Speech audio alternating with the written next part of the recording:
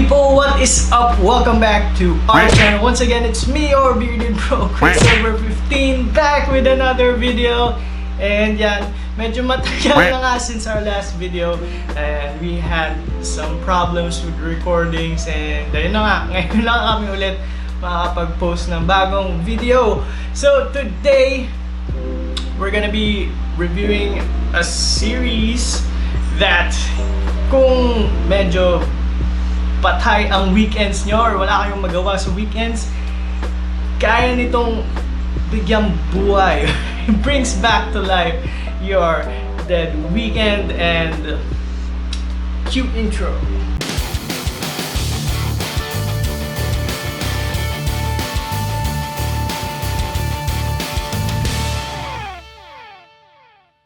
So yun na nga. We'll be reviewing All of Us Are Dead on Netflix. Ayan. So it's a zombie film, zombie survival film, actually revolving around high schoolers trying to survive the zombie apocalypse that is happening in their school. So yeah, it's a very interesting series. So let's get to our review. And All of Us Are Dead on Netflix. Again, it's a survival horror type series, and again, it revolves around high schoolers. I'm not sure if they're teens yet, but I guess they are. Pero ayun. So it's partly teen drama, medyo may notes ng teen drama. So it's a very kind of refreshing take on the whole horror, survival horrors, because we usually see adults or young adults trying to survive. Now they're going high schoolers trying to survive, so medyo it changes up the dynamics of the genre quite a bit, but not too much. I'll explain later on what that means. So honestly, the first half of the first episode, it's a common thing with a lot of Netflix series that if you usually survive the first episode, then you're usually in for a good ride. And ayun, ganun din ang All of Us Are Dead. So the first half, muntik na akong hindi makasurvive ng first episode. I almost wanted to stop watching it because the first 30 minutes, so the first episode is 1 hour. Of course, there are 12 episodes and almost 1 hour, if not 1 hour each. So, ayun, the first 30 minutes was a lot of establishing the characters, and at first you really don't know who is the main character, right? Because it shows a lot of characters. It shows the science professor. So sorry, so I won't get into the names. I'll be referencing their title or their role in the series because I'm not Korean. I'm not good with Korean names, so ayan, let's just go with their title. So we see like the bullies and the son or patient zero, if you may, the very first zombie, and you see the science professor, and you think that the son and the professor would be the main characters, but in the next scene they cut to different characters and you don't really know. They're slowly establishing them throughout the first 30 minutes, and you feel like they're kind of lost.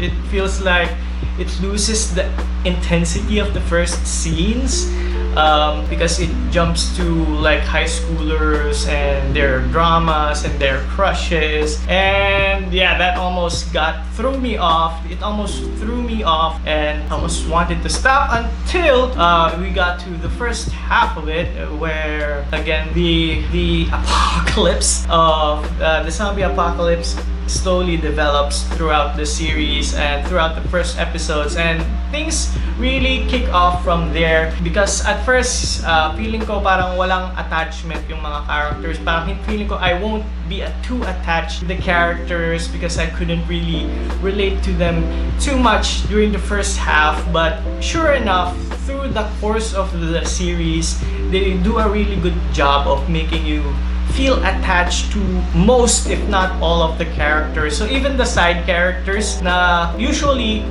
side characters, you don't really feel anything when they die. But this series actually does a pretty good job of making you feel for the side characters as well, and their mini backstories, and you're kind of surprised that when the show cuts them off, you really are surprised, and it hits you really hard. Well, not really hard, but you know, it hits you in a way that you won't usually feel for a side character. Kasi usually what they do for series like this, even in anime, right? If a side character is gonna die, usually they'll dedicate a whole episode of backstory for that character, and you'll be suspicious, right? You'll be like, huh, this is a side character I don't really care about. Why are they giving me a lot of backstory? And that usually means in the next few episodes, that character or that particular character will die. So they do that in anime, for example, Asuma Sensei in Naruto, some characters in The Walking Dead, yeah, almost a lot of series where a side character would die, they would usually do that. But for here, they slowly, per episode, they slowly build up each character, and you know, they sort of show a lot of mini backstories for them, showing some of their internal struggles throughout the whole series, and you don't really know which of them will die and which of them will survive. And that's really I believe that's a far more interesting way of storytelling, other than just setting him up the episode before, because here they set them up throughout the whole series, and you don't really know which one of them will make the cut. So again, some of the main characters, we have Korean Catherine Bernardo. we have Korean Daniel Padilla, and I think the police character is like the Korean Cardo, I think. And I actually believe this will be it will be interesting if they adapted this for Philippine cinema, of course. Again, I wish they would put the same kind of budget, but yeah, I think it would be very interesting. I think it works for some of our Filipino actors and actresses. I think that's very interesting. So again, let's talk about some of the storytelling, or the way we did the storytelling for this series. I think it's very interesting, but if I do have to nitpick something, it is actually the super zombies, or the smart zombies. Because again, there are these two types of zombies in this series. We have, of course, the regular zombie. Actually, their zombie types are a lot similar to the Train to Busan zombies. But again, if the Train to Busan zombies are 11, the zombies in We're All Dead are like an 8 in terms of aggression, because they are still fast, but not like insanely super fast and swarming by the millions like in Train to Busan. But of course, they do that just in a bit watered down, because again, comparing it to Walking Dead zombies, which is, I guess, like a 6 in terms of intensity. So yeah, there are smart zombies, which are like an evolved zombie. So you keep all your human traits, but you gain some sort of super strength, and of course, you're immortal. You can't die. You can fall from a building and just, you know,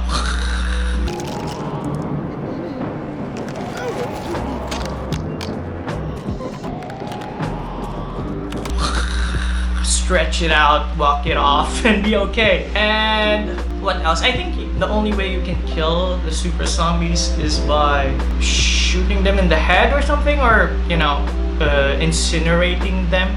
Again, oh yeah, it is explained that you should incinerate the bodies. Okay, so I think that is the best way to kill them. But the way, of course, for example, if you have Omicron COVID, what? And you infect someone, you would transfer the Omicron variant, right? So with that analogy, if you have the smart zombie variant of the virus, you should transfer the smart zombie variant virus to other people, right?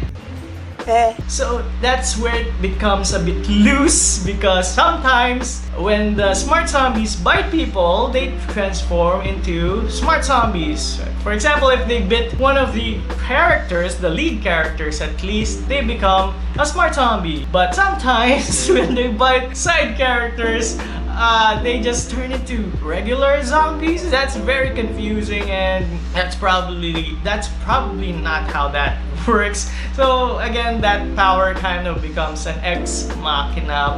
Parang para lang ba yun sa mga bida, or it just sets up some scenarios. It's a bit weird because at one point of the film, or the series, I mean, I was like, why doesn't she just bite? Why doesn't one of that super smart zombie character in the main cast just bite all of her friends, and they will become essentially smart zombies, and stop it. You know, they wouldn't be eaten by the regular zombies. Because I guess one of the perks of being a smart zombies is the regular zombies that aren't attracted to you, or they won't try to eat you. So yeah, that was a bit of a big glaring hole in their story, but I guess if you can look past that, overall it is a great story, and it does a lot of social commentary about the system and the government and school, breeding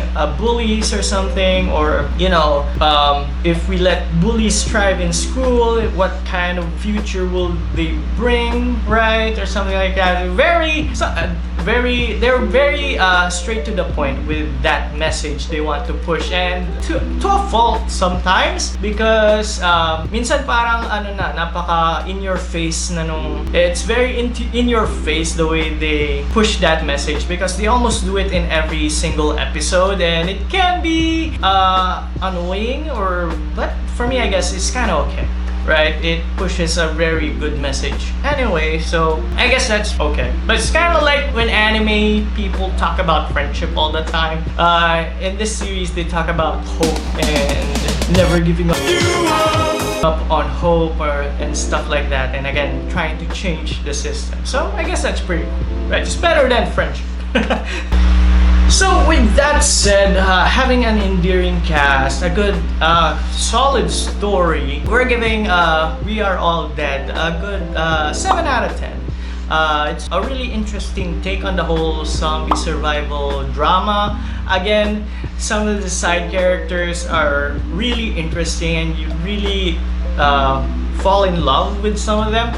And you know, some characters you would really hate, and they are essentially the semi-villains of the story, and they do have some sort of redemption arc going on, and yeah, it's really interesting what happens to them. It really throws you off, and yeah, a lot of things that you wouldn't expect really happens. And again, the side characters, when they get cut, it's very, very interesting and unexpected, as opposed to some survival horror movies where you already know who's gonna die. And again, yeah, because they do talk about, they keep saying, oh, let's survive together, and you know, usually when it involves younger cast or teens or kids, usually it is a bit more lighthearted and not too, you know, you losing all your friends, and it's very sad and it's very dark. But in this series, they definitely try to push that envelopes, and although they are kids, they are forced in situations where they have to make really adult decisions. You know, it's a matter of life and death, and these kids are trying to handle it in their own way. And I guess part of what makes this interesting is the weird and silly ways they react to certain situations. It's very much like what you would expect high schoolers would do in a particular situation. So that's again a plus point for the series. I think it's very interesting, and it's definitely worth the watch. So if you have time over the weekend, I definitely suggest, if you have nothing better to do, then go watch We Are All Dead on Netflix. It's really a good watch. Guys, that is it for today's video. I hope you enjoyed it. Have you seen We Are All Dead on Netflix? What do you think? Please leave down a comment down in the comment section below. And as always, it's me, you're good to go. QuickSilver 15 signing off. Peace. See you on our next video. Bye.